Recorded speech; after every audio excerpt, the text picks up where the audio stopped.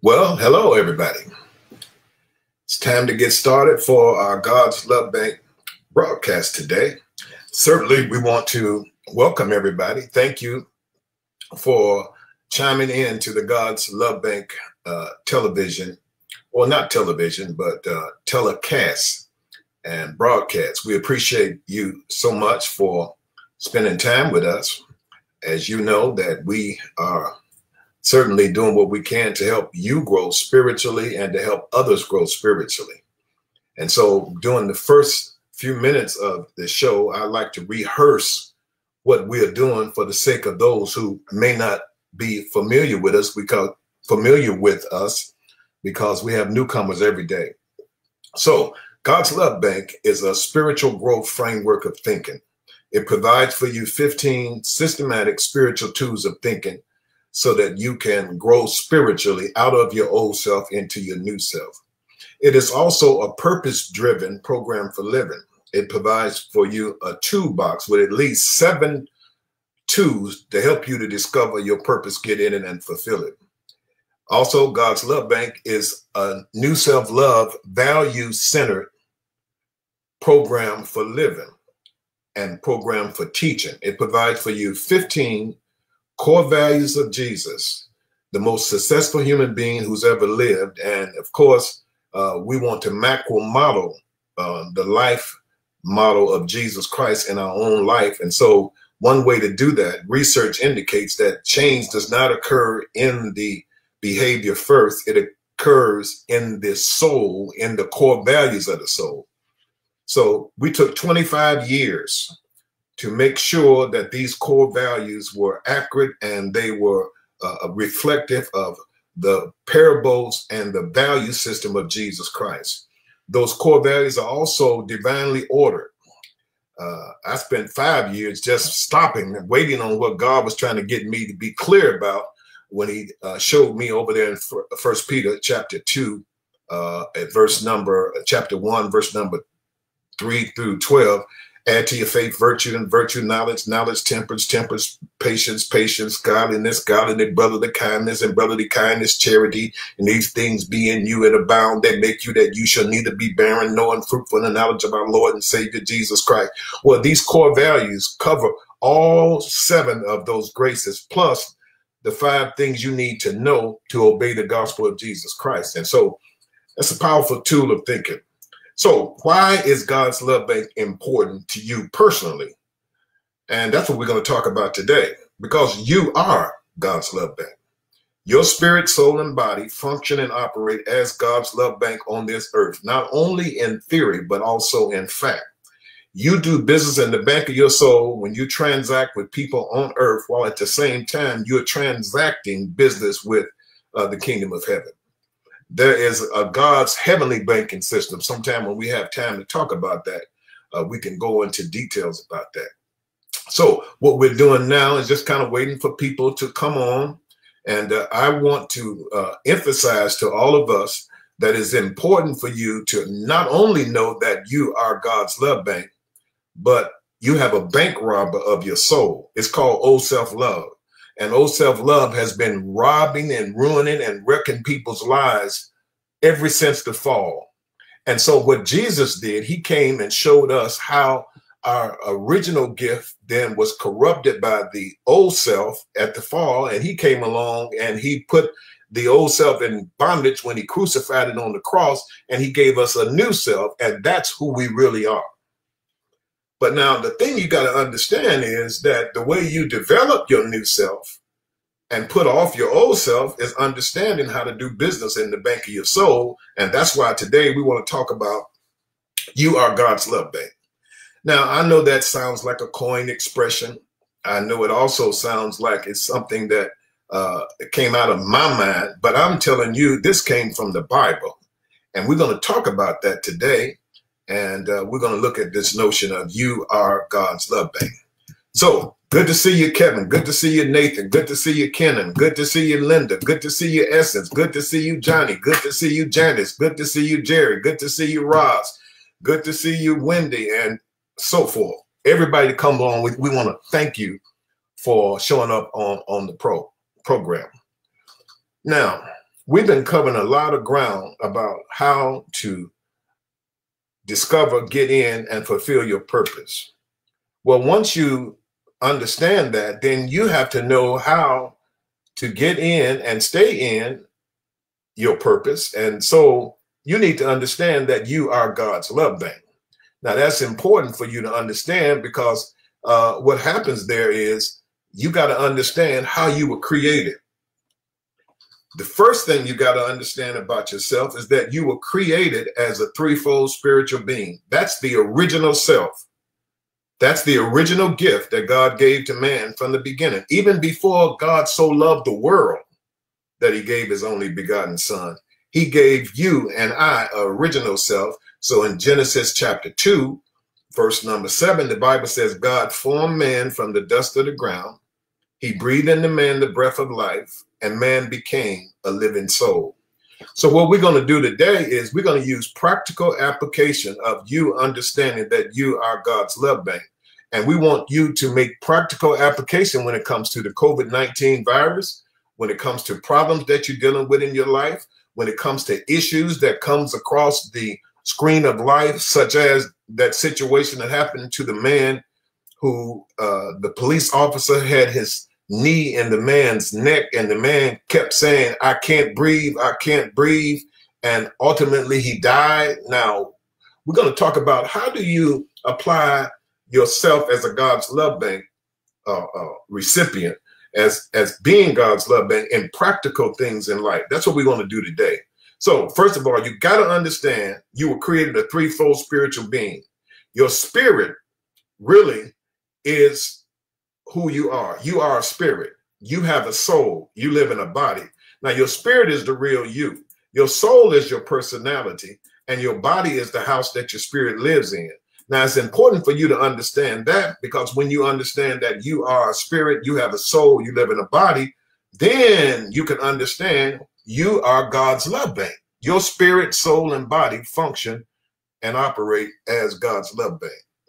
So the question comes up, how did this whole notion of us being God's love bank come up? Well, it's biblical. In the Old Testament, the Bible talks about banking. And banking in the Old Testament and the New Testament was pretty prevalent. And everybody who lived at that time knew about the bankers. You see, bankers were men or women, whoever, they would set up tables, and they would set on top of the tables steel yard balances. Now, those steel yard balances would be the equivalent of a scale that we see today. And with that scale, what they would do is they would set up banking places in the then known world, and people would come from all over the then known world to the location where the bankers were set up. And they would do business at the bankers.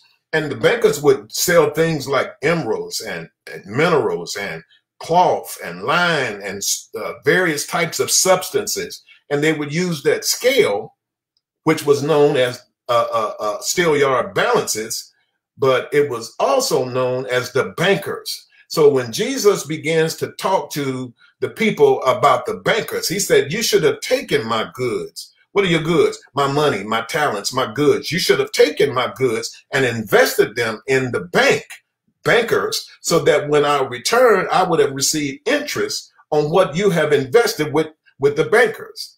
And he said this, and he was teaching the significance of your spirit, your soul, and your body functioning and operating as God's love bank. So then he tells a parable about the 5-talent man, the 2-talent man, and the 1-talent man.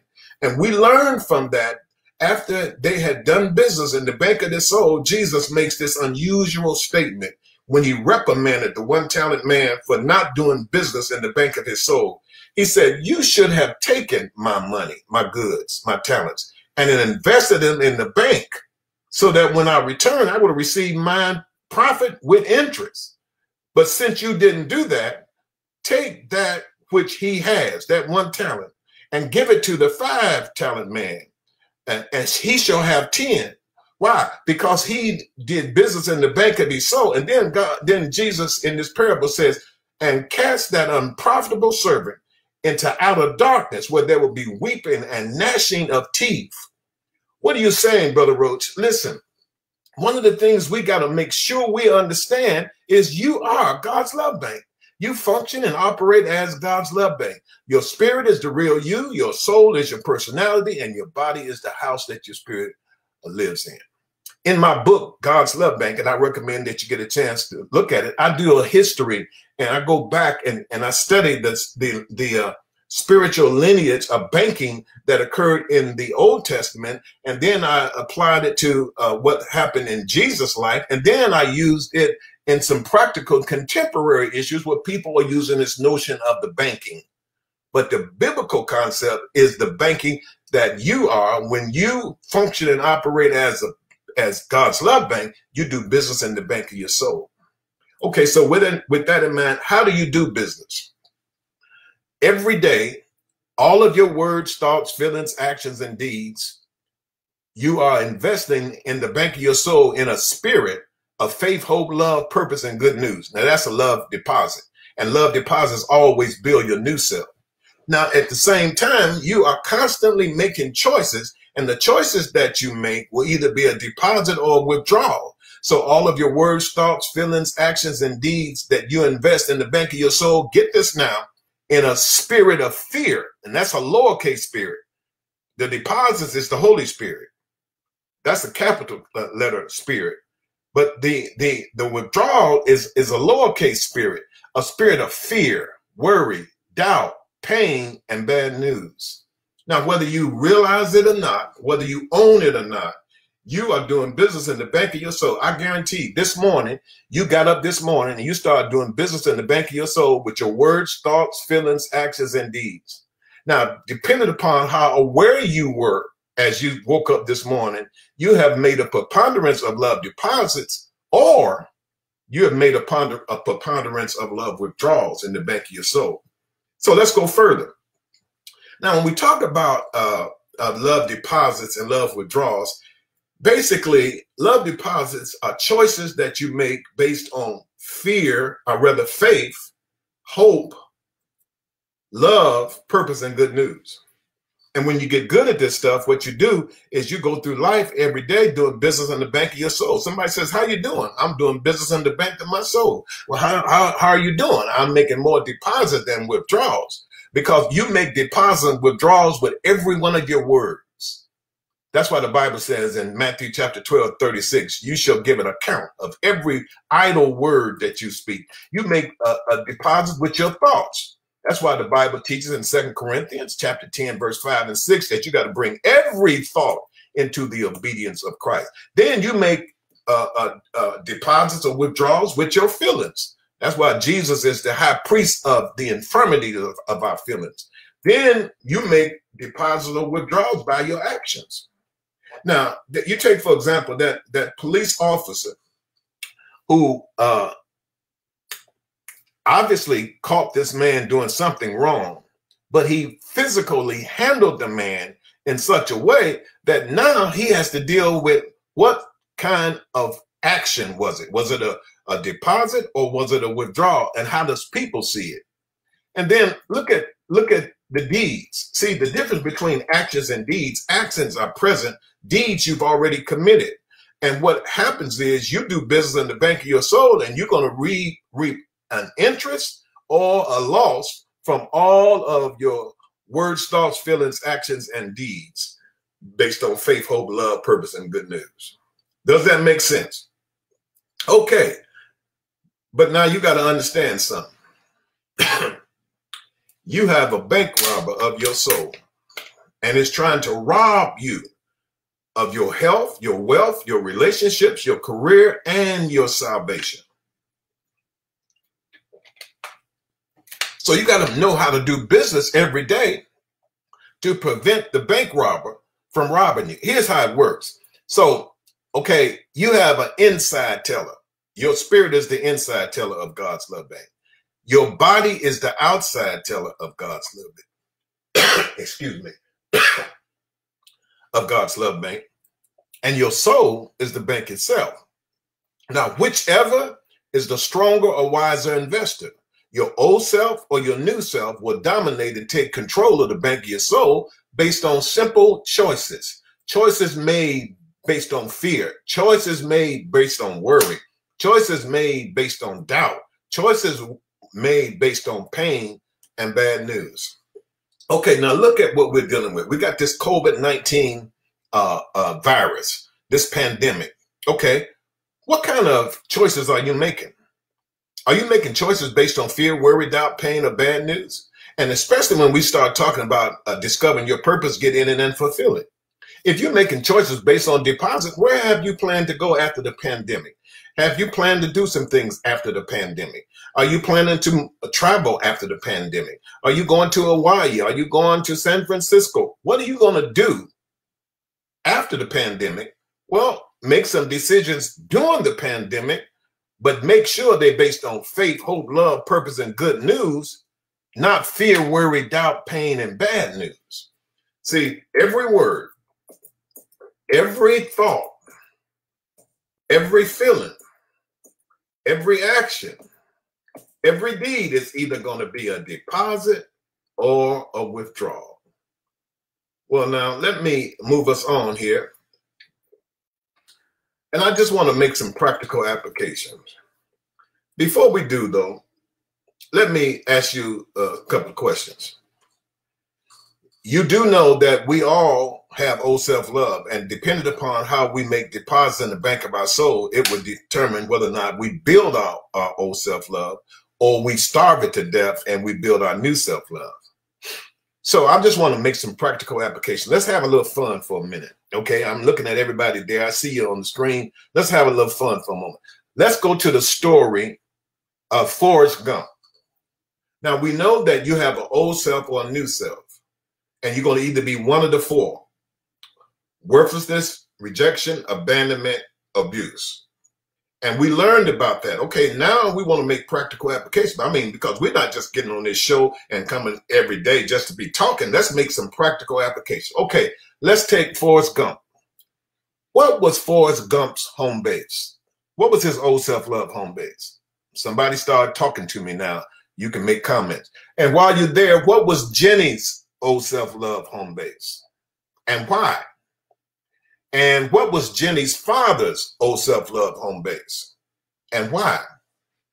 What was Forrest Gump's mother's old self-love home base? All right, y'all talk back to me. I see you there. Make a comment. Let's start with Forrest Gump. What do you think his home base was? Now, you know, I can go into more detail about the home bases. Briefly, though, let me just say this. If your old self-love home base is worthlessness, you overcompensate and you control. And when you get desperate, you can become manipulative. If your old self-love home base is rejection, you'll do just enough to get accepted, only enough not to get rejected. You'll play things down and you play things safe, and you will settle in less than God's best. If your old self-love home base is abandonment, you will disengage and deny. And when you get desperate, you'll be dishonest with your own feelings and your own feelings inside of your own self.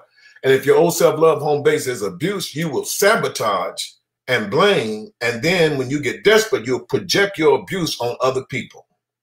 I wish we could go into Congress and just ask some questions about the home base of the different people we know in Congress. So let's talk about it. How many people think that Forrest Gump's home base? First of all, Jerry says he thinks Forrest Gump's home base was, okay, let me bring that. He says rejection. Ross says,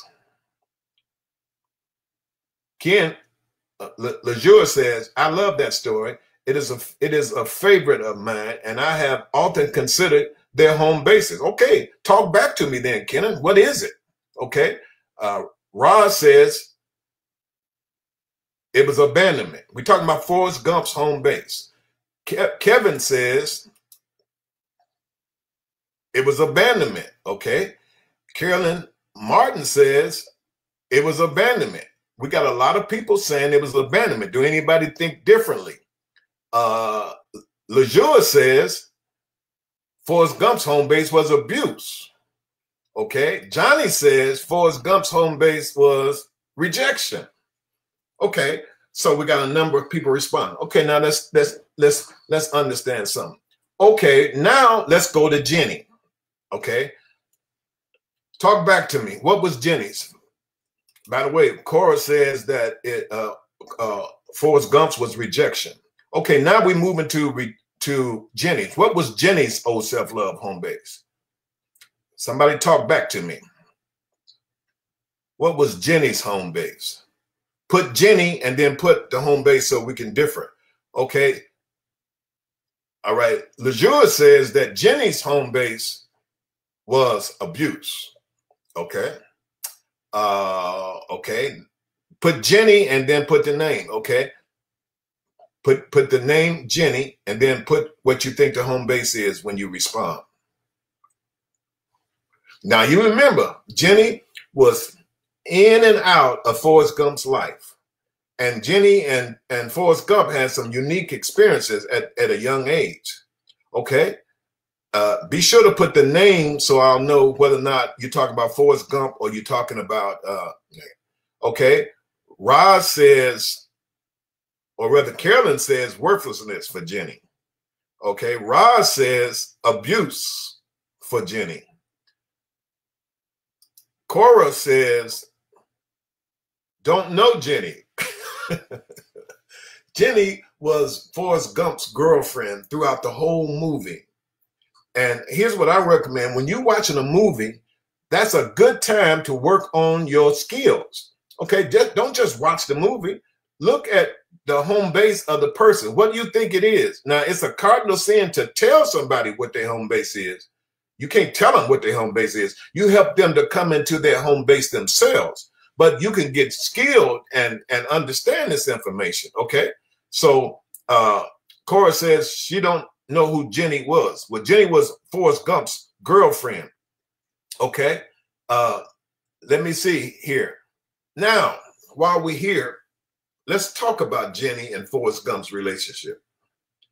Let's go back to understanding your old self-love home base is the first greatest pain that you experience in your life. Now, a lot of times people will say, well, I don't know what it is. That's your journey. You're supposed to go on that journey until you find out what is the first greatest pain that you experience in your life. And when you understand that, you will understand yourself better and you'll understand almost everybody that you communicate with better, because first to thine own self thou must be true.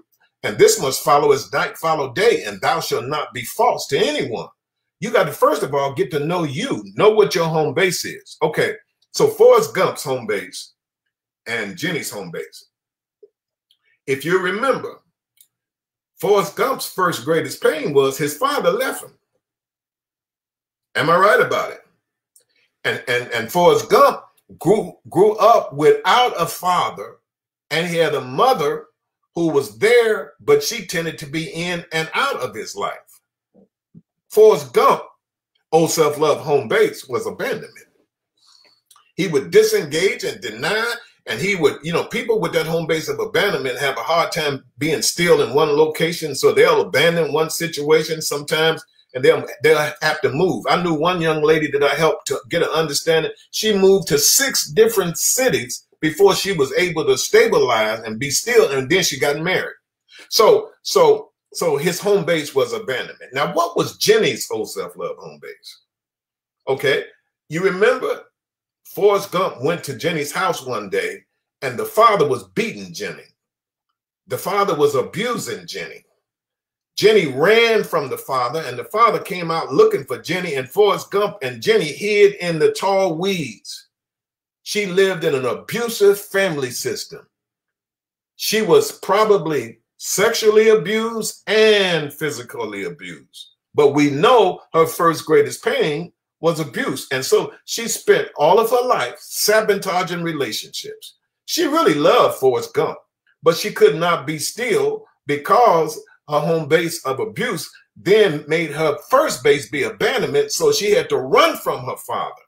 So the first greatest pain was abuse. The first greatest fear was abandonment. So she spent her life sabotaging her relationships, one guy after another, doing one thing after another.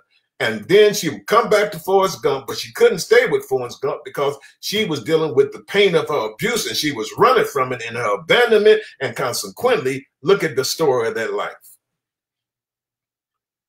Y'all follow me? Okay, let's do another one real quick. How about Antoine Fisher? Let's deal with Antoine Fisher. We're having some fun here on the show.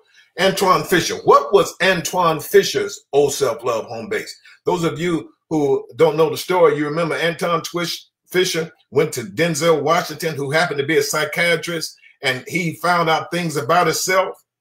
And then we learned that his home base, how many of you have watched that movie? Tell me what Antoine Fisher's home base is. Anybody? Antoine Fisher, what was his home base? Okay, Roz says abandonment. All right. All right, someone else. Cora says practice mental abandonment. Do you know that you can live in a state of abandonment emotionally, mentally, spiritually, and physically? There are a lot of fathers who cannot be with their children because they are abandoning them emotionally.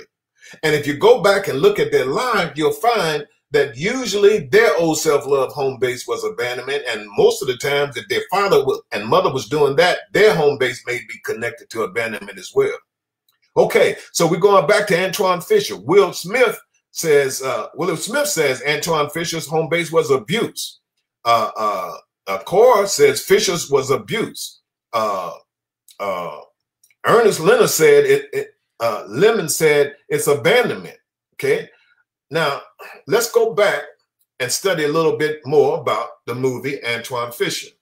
You remember he was mad, he was angry, he was upset, and he would fight in a minute. And consequently, he got sent to the barracks, and then they let him out of the barracks, and he had to go to a psychiatrist. When he gets to Denzel Washington, he refuses to receive therapy or counseling. Oh, by the way, African-American males, according to my research, have a real issue with therapy and counseling. And a lot of it has to do with what happened with the syphilis case that occurred years ago with African-American males. And then the socialization system has caused a lot of African-American males and females not to seek counseling or therapy. Anyway, that's a whole nother story. So Antoine Fisher goes in there, and Denzel Washington, who happened to be a psychiatrist, begins to talk to him, and he was just angry and he was mad, but he didn't know why he was angry. He didn't know why he was mad. And then you remember how the story goes. He went pursuing what happened in his family system. And what did he discover?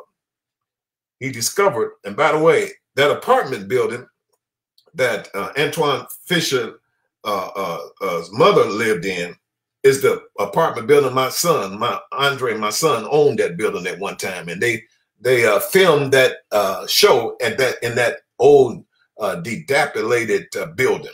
Okay. But anyway, so he finds out that he lived in a family system where the mother, who really wasn't his mother, was a guardian that took care of him in a foster care home with 3 other brothers, I believe. And then he realized that she was sexually abusing him, emotionally abusing him, mentally abusing him, and physically abusing him. And that's why he was so angry. So when he got to the psychiatrist and the psychiatrist began to help with him, he went on a journey and found out he had a home base of abuse with a first base of abandonment. And so he had been running from the pain all of his life until he really then came into an understanding of what was really happening. Had he known about God's love bank and the bank rob of his soul, it could have saved him a lot of pain and a lot of time. Okay, now let's go further. Let's see if we can go further. Elvis Presley. What was his home base? Somebody say Presley, home base. Now, you remember his story. Some of you may not know his story. How about Marilyn Monroe? How about Freddie Prinze?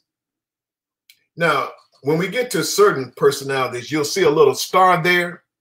They are still alive, so I'm not going to comment on them. Okay.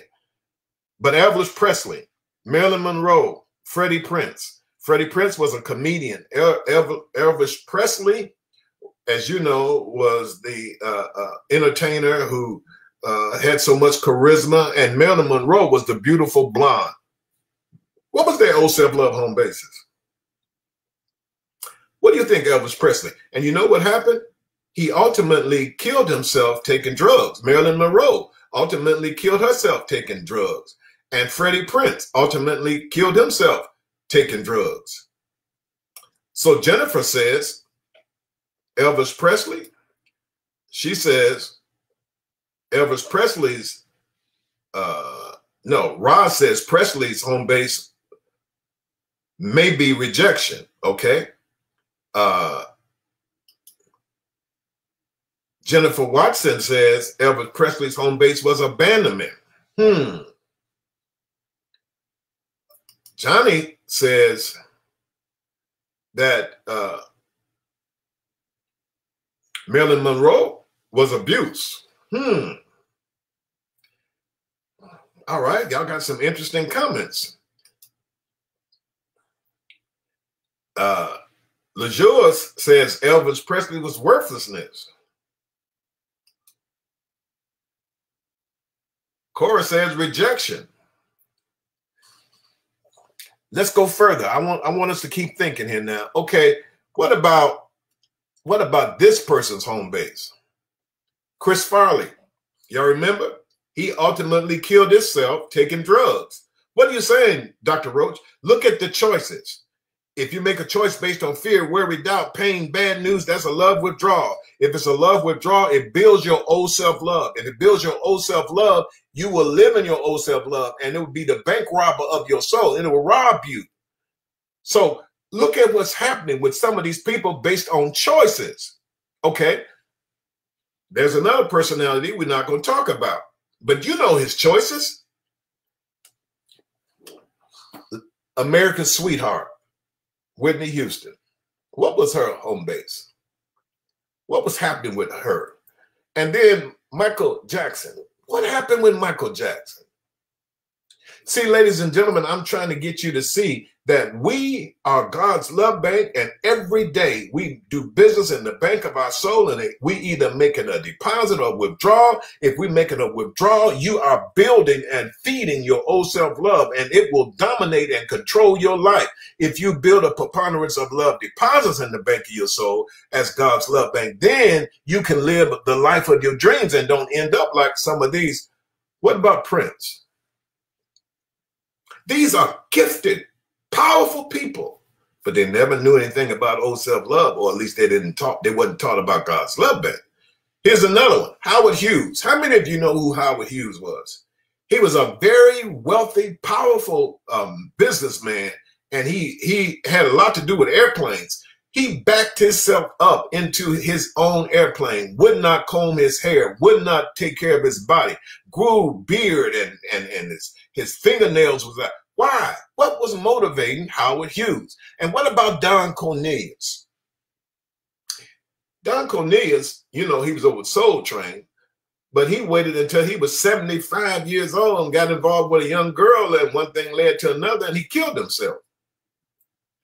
What about Notorious Big? What was his home base? What was driving him? And then Howard Weinstein. Now, I'm not going to talk about that because he's still alive, but he's alive, but he's doing time in jail. And then Bill Cosby, America's hero. I'm not going to talk about that situation, but I'm saying to you that every choice that you make is either a deposit or a withdrawal in the bank of your soul. And what I'm trying to get us to see here today is that you are God's love bank, and you must own that. And then you must own that. And then when you own it, you'll be able to cope with some of the things in life, such as this pandemic that we're dealing with. R. Kelly, won't talk about that. But choices, either deposit or withdrawals, causes every person to end up where they ultimately end up. If you don't own it, I'm talking about your old self-love, it will own you. And that's what we got to keep understanding, ladies and gentlemen. And so at this point, I'm going to open up for questions and we're going to close out. All right. I'm going to open up for questions, then we're going to close out. Anybody got any questions, comments? We're taking questions and comments. A lot of you have identified the home base of Antoine Fisher and Elvis Presley and Marilyn Monroe. And some people say Elvis Presley was worthlessness. Now, somebody says, well, how do you find out? If you go back and look at his early life, you'll find how he operated. And Jerry said, that movie was painful for me. Jerry, what movie was painful for you? Because I tell you what, ladies and gentlemen, we must understand that there are a lot of painful experiences that we're going to experience if we don't know how to do business in the bank of our soul. So, Jerry, what do you mean that movie was painful? Which movie are you identifying? Linda says Michael's home base was abuse. Was it really abuse? Just think about his young life. He had a painful experience with his father, remember? And he got to a point where he had to change his nose, his face, his eyes. He definitely was rejecting himself. But according to research, I think you're right, Linda. His home base probably was abuse because of some of the emotional abuse and experiences he received, according to research from his father, you see. As we get ready to close, let me take a few comments. LeJoy says, we have to operate with new self-intentions truthfully. Oh, so, brothers, LeJoy, you don't miss anything, do you? Listen to it, ladies and gentlemen. The acronym OWN IT means operate with new self-love intentions truthfully today. Every time you get a chance, you got to operate with new self-love intentions truthfully. Own it. Operate with new self-love intentions truthfully. Now, why intentions? Because really what motivates everything that you do is your intentions. See, I had an intention that I had in mind when we came on the show today, and it's just to make the fact that you are God's love bank practical so you can see it and you can work with it. So I decided to use some humorous examples, Forrest Gump, Antoine Fisher, and we can go down the line. And then I showed you some real live situations and how some of them ended up. That was an intention. So you got to operate with new self-love intentions truthfully every day. And that's how you can do business in the bank of your soul and keep on growing. Well, ladies and gentlemen, I got to close out here. Let me take Linda's comment again. Wouldn't Fisher's home base be abandonment because his mother left him and his first base would be abuse? Oh, Linda, you getting into it, girl. All right, let's talk about that. When we understand the story of Antoine Fisher, it can help us to understand what's happening with a lot of people. Yes, you're right. Originally, his first greatest pain was abandonment because his father left him and his mother left him. So he was in a foster home. So his first greatest pain was abandonment. However, whenever you have a pain that's greater than your first greatest pain within the time frame of infancy and 13, in other words, in your younger life, if you have a pain that's greater than the original pain, it will bump your home base to first base. Now, let me give you an example. Here's a lady who grew up in a family where she had a grandmother that she loved with all of her heart. Well, grandmother died. When grandmother died, she concluded, children are good observers and poor interpreters. She concluded that the people I love always leave me, so a home base became abandonment. But then one of her cousins came over to her house one summer, spent time during the summer, and while he was there, he sexually abused this young lady. When that happened, the pain of the abuse bumped the first pain of abandonment up to first base. That's the only time that, in my experience, that you can change a home base. And it has to happen within the short time frame of you being in your childhood, which is between infancy to around about 12 or 13. So you're absolutely right. His home base was abandonment, but when he got sexually abused and physically and emotionally abused, it bumped his home base up to first base, and his home base then become abuse. That's a great point, great question. And my time is just about gone. I'll make another comment. We communicating. Jerry Graham said, my life has some of the same abuses and abandonment issues. But you know one thing about you, Jerry, you're honest and you're truthful. A number of people that you see chiming in, they have had some abuses that occurred in their life, and those who own it, then they go on to live a productive, positive life. I was going to talk to y'all about the story of Oprah Winfrey's what's that name of that story with Hesse with Kessie, Color Purple. Now, when you look at The Color Purple, you can also learn some powerful lessons about old self-love, new self-love, how to make deposits in the bank of your soul. See, after you find out what your first greatest pain is and your abandonment, you have to put that off and put on new self-love. And by putting on new self-love, you got to re-author the old self-love into your new self-love. And then from there, you redesign your new self-purpose. You see, this material is powerful. As I wrap things up, I want to just say that I will be coming forward, and eventually I want to caution some people. A lot of people are asking me, can they be a God's Love Bank facilitator? And can they use the material for a nonprofit entity or use it in that sense? Nobody should use the God's Love Bank material unless it's authorized and they have gone through the training. And I'm going to be having training programs, but I'm saying to those of you who are asking me that, I value your input and value your sharing, but you got to be trained. And so I'm going to have a program called Train the Trainers, and we'll train God's Love Bank facilitators, and we'll train new self-life coaches. But until that time, you know, there are some people whose soul is not upright, and they're not being forthright with this whole program.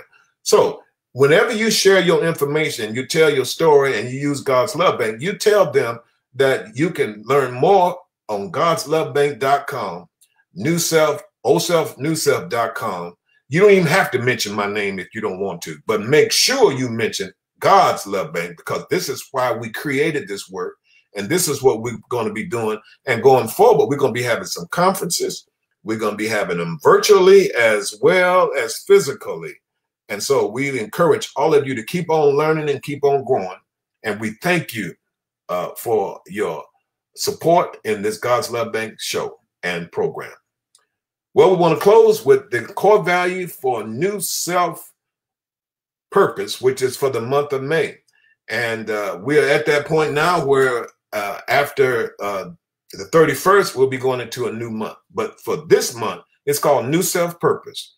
The purpose God had in mind when he created you for his good, which gives you the capacity to find purpose and good in everything in your life, including your problems, including the pandemic. As a matter of fact, pandemic has a purpose. There's a purpose for the pandemic. Your job and our job is to find the purpose for the pandemic. And I'm saying to you that that purpose is you need to discover God's purpose for your life, get in it and fulfill it. And we know that there are three legs. There's show God's power, proclaim God's name, and make known God's glory. Amen. Let it be so. Live with purpose and passion. Bye-bye.